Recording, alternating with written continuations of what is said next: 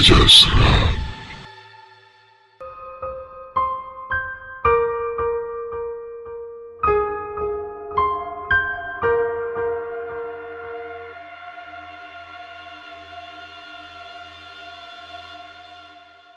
Assalamualaikum warahmatullahi wabarakatuh. Saya nanya ya, saya bertanya-tanya ya. Apa kabar kalian semua? Para pengangguran abadi dan para jomblo seumur hidup. Semoga kalian semua baik-baik saja. Ya, saya Mbak Tukiem, kembali mencoba menghibur kalian semua dengan cerita horor, pengalaman horor dari para sahabat kita dari Aceh sampai Papua. Dengan mendengarkan cerita dari saya, setidaknya bisa meringankan beban hidup dan beban pikiran kalian semua. Tidak usah mengingat masa lalu karena itu sudah lewat, tetap fokus menghadapi masa depan. Karena itu pasti, capek boleh, nyerah jangan. Tetap semangat ya, tidak usah dengar kata tetangga, karena kita makan bukan di rumah dia. Oke, kita langsung aja ke ceritanya. Jangan lupa subreknya dong ya. Kalau gak, saya kutuk kalian jadi Alif Cepmek. Selamat mendengarkan.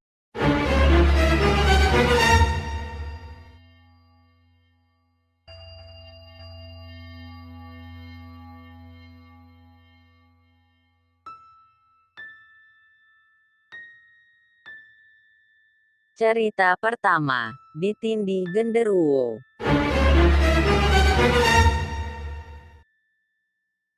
Ditindih Genderuwo. Sore itu suasana seperti biasa, aktivitas hari-hari yang normal. Suami mendapat undangan kenduri dari tetangga yang jaraknya tidak jauh dari rumah kami. Selesai bada Isya, saya dan Fadli, Maisan, menunggu di ruang televisi seperti biasa. Setelah suami pulang, Fadli sudah mulai mengantuk sehingga aku mengantarnya tidur. Karena dia belum bisa jauh dari ibunya. Jam masih 8 malam, suamiku mematikan televisi lalu beranjak tidur di kamarnya. Iya, kami tidak sekamar karena sempit jika 3 orang di ranjang kamar kedua. Alhasil daripada ruang depan, kamar nomor 1, kosong, lebih baik ada yang tempati. Supaya tidak terlalu dingin suasana rumah. Malam itu mata enggan terpejam, mungkin karena masih terlalu dini untuk tidur. Selang beberapa menit entah saya sudah di alam mimpi atau belum. Seperti masih sedikit tersadar, tiba-tiba di ruang televisi berisik sekali. Kupikir itu suamiku yang sedang nonton televisi sambil membuka mika, bungkusan kue yang terbuat dari plastik transparan dan berbentuk kotak bahan kaku, yang jika dipegang paksa akan menimbulkan suara berisik. Lalu setengah sadar aku berkata, sudah malam jangan berisik tubah, belum tidur ya.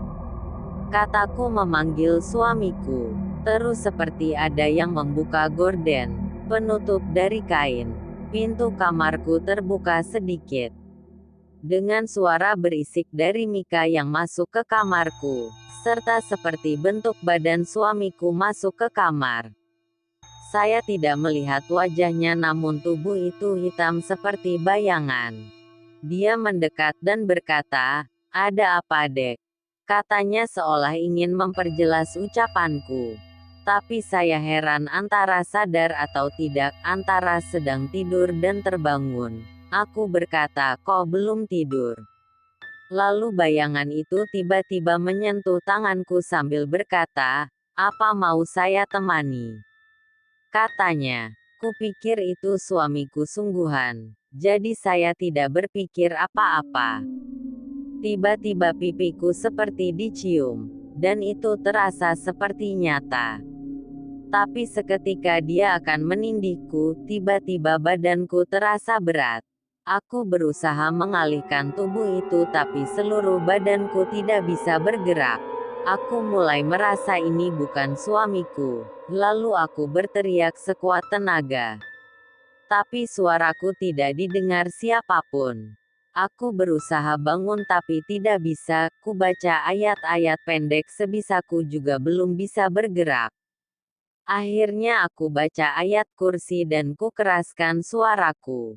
Akhirnya aku terlepas dari tindihan dan badanku bisa digerakkan lagi. Sontak mataku terbuka kaget dan aku terbangun.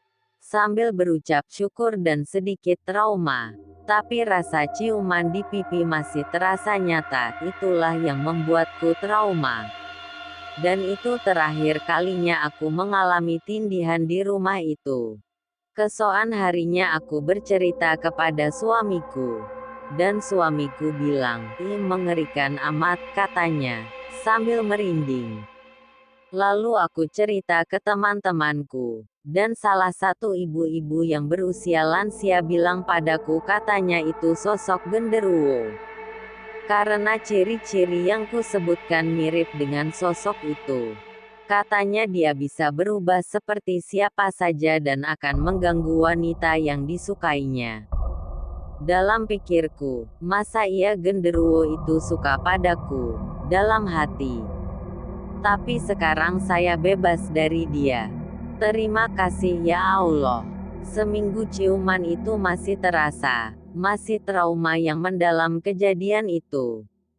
Sehingga membuatku waspada sebelum tidur. Jika aku belum mengantuk aku akan mencari hiburan seperti nonton televisi dan bermain VB.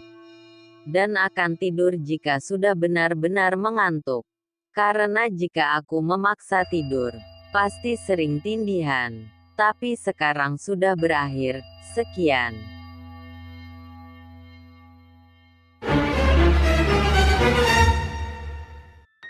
Cerita kedua, hantu di kelas.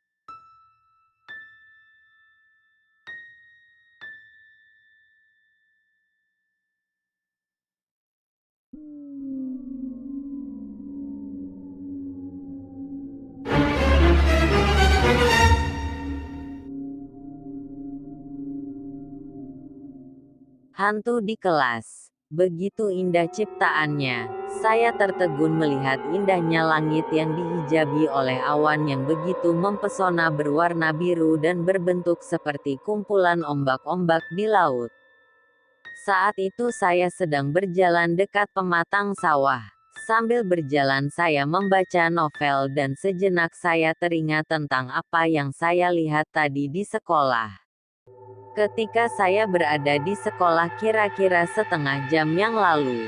Saat itu jam menunjukkan pukul 10 tidak seperti biasa kini saya dan teman-teman pulang lebih awal karena kelas 12 sedang melaksanakan tryout. Kejadian itu terjadi saat saya sedang berada di dekat pintu kelas sebelah, tepatnya kelas yang pernah saya ceritakan sebelumnya, kelas dengan hantu yang mengganggu saya dengan penampakan-penampakannya yang lumayan membuat saya sangat ketakutan.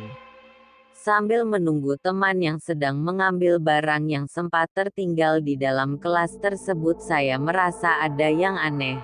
Sesuatu yang selalu saya alami tanpa saya minta dan tanpa diundang. Ya benar, mereka datang menghampiri saya. Hantu anak kecil pendek, tubuhnya hitam dan berkepala botak, matanya yang hitam melotot sedang menarik-narik tas ransel hitam yang saya gendong di belakang.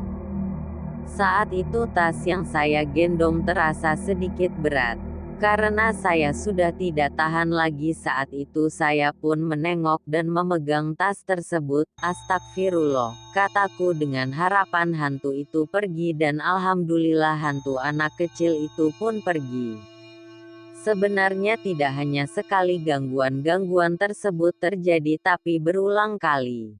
Mungkin sahabat KCH bertanya-tanya lantas bagaimana bisa tahu bahwa di belakang ada hantu anak kecil padahal saya sendiri saat itu sedang menghadap ke depan.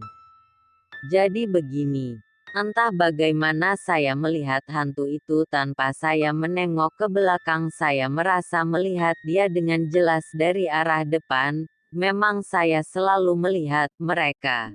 Seperti itu walau saya sedang tidak melihat ke arahnya tetapi saya seolah-olah melihat mereka dengan sangat jelas.